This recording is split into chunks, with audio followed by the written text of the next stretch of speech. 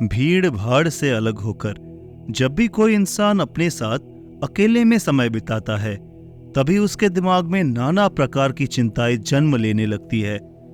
मनुष्य की प्रवृत्ति ही ऐसी है कि वो ज्यादातर समय नकारात्मक ही सोचता है। अपने लक्ष्य को कैसे प्राप्त किया जाए, ये सोचने की जगह वो ये सोचता है कि अगर लक्ष्य पूरा नहीं हुआ तो मैं क्या करूंगा। और इस प्रकार की नकारात्मक विचारधारा के कारण जीवन भर डर डर कर जीता रहता है।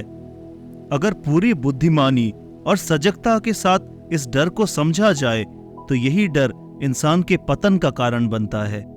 ऐसा मनुष्य जो खुद पर शक करता है, खुद पर संदेह करता है, भला वो कैसे सफल हो सकता है। लेकिन बुद्धिमानी से अगर इस डर का उपयोग किया जाए तो यही डर उसकी सबसे बड़ी ताकत बन सकता है। काश केवल एक बार उसने खुद पर विश्वास किया होता तो उसे मालूम होता कि उसके डर में ही उसकी ताकत का रहस्य छुपा हुआ है।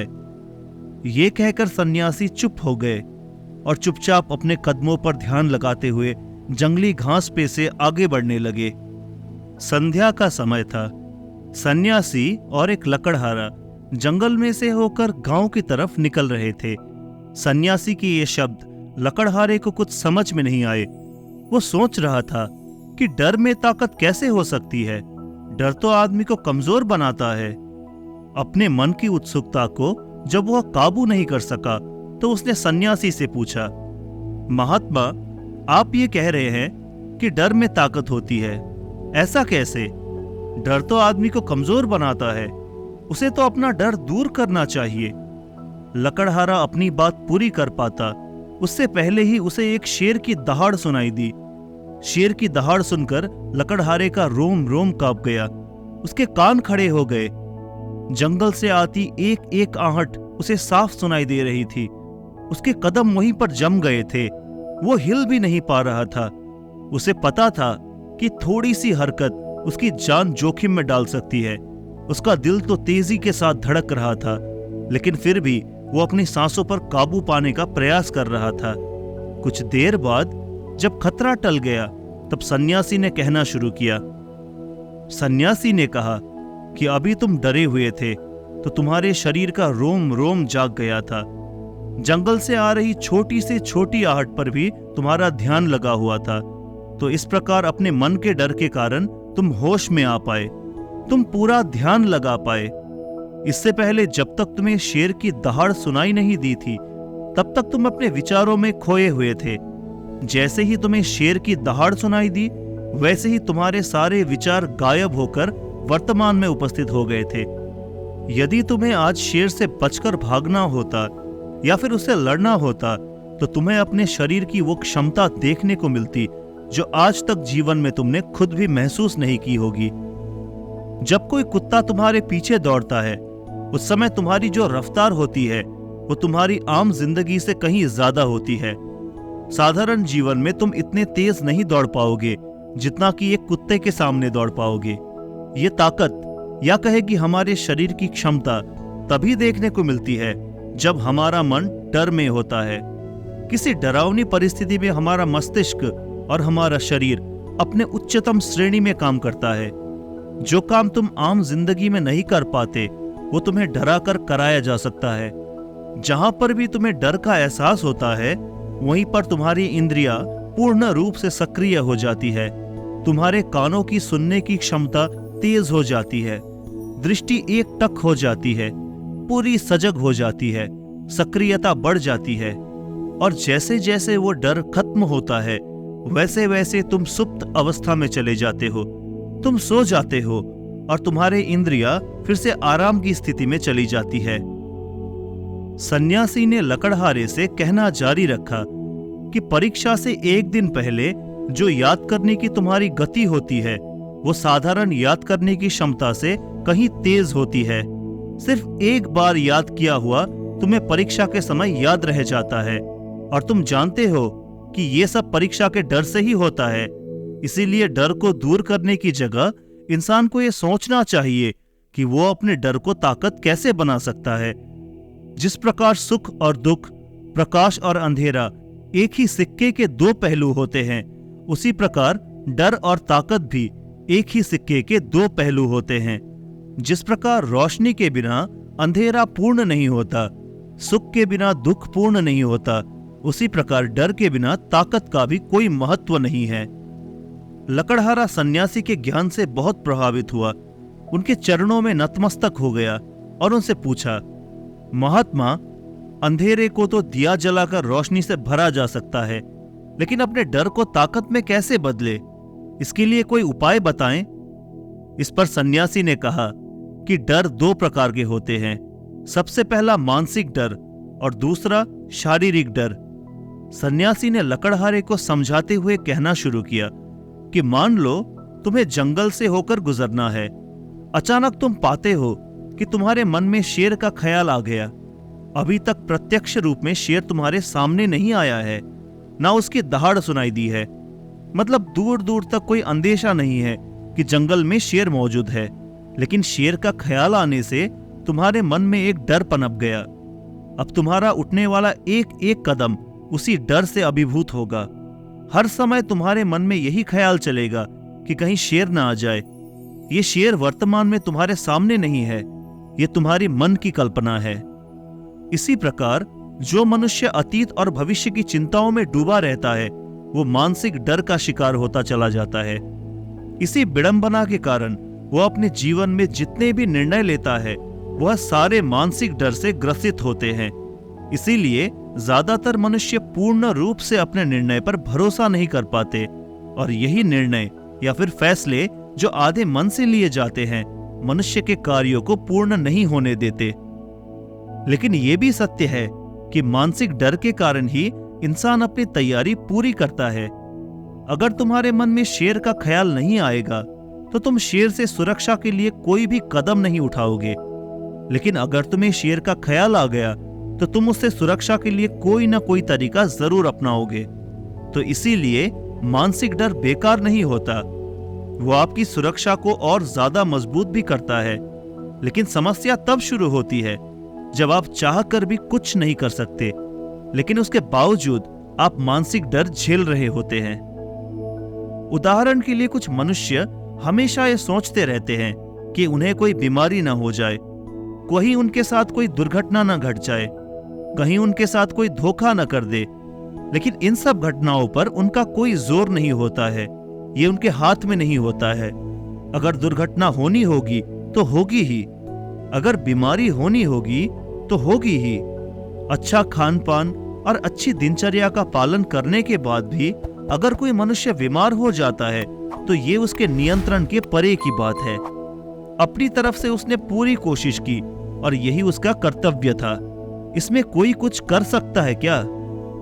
जो घटनाएं इंसान की पहुंच के परे होती है, वो उनसे भी परेशान होता रहता है, उनसे भी उनका मन घबराता रहता है, और यही मानसिक डर उसके पतन का कारण बनता है। और यही मानसिक डर अगर सही तरीके से इस्तेमाल किया जाए तो मनुष्य समझदार और अनुभवी कहलाएगा। जो इंसान ये सोचता है कि कांटे सिर्फ दर्द देने के लिए ही बने हैं, वो ये भूल जाता है कि कांटे ही फूलों की रक्षा करते हैं।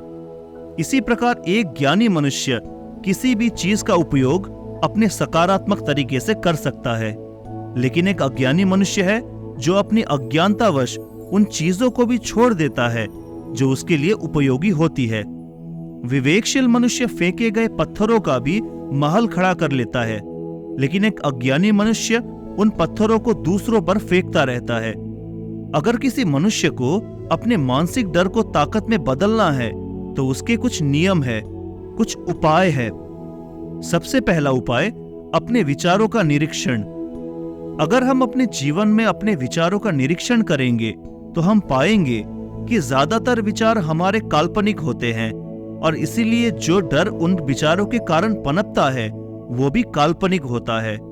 ज्यादा सोचने वाले लोगों को जब सोचने के लिए कुछ नहीं मिलता तो वो निरर्थक बातों के बारे में सोचने लगते हैं, और वो बेकार के विचार उनसे तो परेशान करते ही है, साथ ही साथ उनके परिजनों को, उनके सगे संबंधियों को भी परेशान करते हैं। इसीलिए ज्यादा सोचने वाले लोगों को यह समझना चाहिए कि मन में उठ रहे तमाम विचारों में से काम के विचार कौन से हैं और बेकार के विचार कौन से हैं। जो निरर्थक विचार हो उन्हें दूर कर जाओ और जो सार्थक विचार हो उनको गहराई से सोचना शुरू करो, तभी तुम्हारी समस्याओं के उपाय निकलेंगे। मानसिक डर को दूर करने का दूसरा उपाय है डर का सामना करना। इसका मतलब ये नहीं कि तुम शेर के सामने जाकर खड़े हो जाओ, बल्कि इसका मतलब ये है कि यदि जंगल में जाना बहुत आवश्यक है तो पूर्ण सुरक्षा के साथ तुम जंगल में जाओ। तुम शेर के डर से अपने घर पर नहीं बैठ सकते हो। इसी प्रकार मनुष्य के जीवन में बहुत सारे डर होते हैं, जैसे कि परीक्षा का डर, लक्ष्य न पाने का डर, झूठ बोलने का डर, सच के पता लग जाने का डर, अपनों को खो देने का डर, दुर्घटना हो जाने का डर।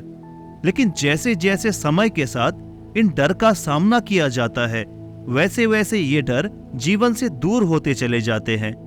अगर तुम इनसे बचने का प्रयास करते हो तो ये जीवन भर तुम्हें सताते रहेंगे। बदलने का तीसरा उपाय है अपने डर को स्वीकार करना। बहुत से लोग अपने जीवन में अपने डर को स्वीकार ही नहीं कर पाते। अगर आप उनसे पूछेंगे कि उन्हें किस चीज से डर लगता है, तो वो साफ इनकार कर देंगे कि उन्हें किसी चीज से कोई डर नहीं लगता। लेकिन दूसरों की नजरों में ऊंचा उठने के लिए ये झूठ उन्हें बहुत महंगा पड़ता है। अगर वो अपने डर को स्वीकार करना नहीं सीखेंगे तो वो जीवन पर्यंत उस डर से मुक्त नहीं हो पाएंगे। इसीलिए समझदारी इसी में है कि अपने डर को स्वीकार कर लिया जाए। अगर आपको किसी चीज से डर लगता है तो किसी से शर्माने की या झिझकने की जरूरत नहीं है। हर मनुष्य को, हर इंसान को किसी न किसी चीज से डर लगता ही है। और आप पाएंगे कि जैसे ही आप अपने डर को स्वीकार करते हैं, वैसे ही आपका डर खत्म होना शुरू हो जाता है। और जितना ही आप अपने डर को छुपाने की कोशिश करेंगे, आपका डर उतना ही मजबूत होता चला जाता है। ये सारे तरीके मानसिक डर को दूर कर सकते हैं। लेकिन शारीरिक डर को दूर करने के लिए तुम्हें दूसरे तरीके अपनाने होंगे। सबसे पहले ये समझो कि शारीरिक डर कौन सा होता है। मान लो तुम किसी जंगल से गुजर रहे हो और अचानक तुम्हारे सामने शेर आ जाता है। तुमने पहले नहीं सोचा था कि शेर तुम्हारे सामने आ सकता है, लेकिन जब वो तुम्हारे सामने आता है तो तुम्हारी सारी शारीरिक गतिविधि शिथिल हो जाती है। तुम्हारी सांसें अटक जाती है, मस्तिष्क काम करना बंद कर देता है और तुम्हारा दिल तेजी के साथ धड़कने लगता है। तो इसीलिए जब बिन सोची बात हमारे साथ घटित होती है तो हमारा शरीर उस डर को महसूस कर पाता है और वही शारीरिक डर कहलाता है। ऐसे समय में शारीरिक डर को दूर करने के कुछ उपाय हैं, कुछ तरीके हैं। सबसे पहला उपाय तो यही है कि अपने ऊपर संयम रखे। जब किसी मनुष्य के साथ बिन सोची बात घटती है तो सबसे पहले उसका संयम टूट जाता है और संयम टूटने के साथ उसका मस्तिष्क काम करना बंद कर देता है और इसी वजह से सोचने और समझने की प्रक्रिया भी रुक जाती है। अगर मस्तिष्क की सोचने समझने की शक्ति खत्म हो गई तो हमारा शरीर भी शिथिल हो जाता है। तो इसीलिए अगर कठिन समय में मनुष्य अपने ऊपर संयम रखता है तो उसके मस्तिष्क में सही तरीके से काम करने की शक्ति आती है और वो सही निर्णय लेकर उस परिस्थिति से तत्काल बाहर आ सकता है।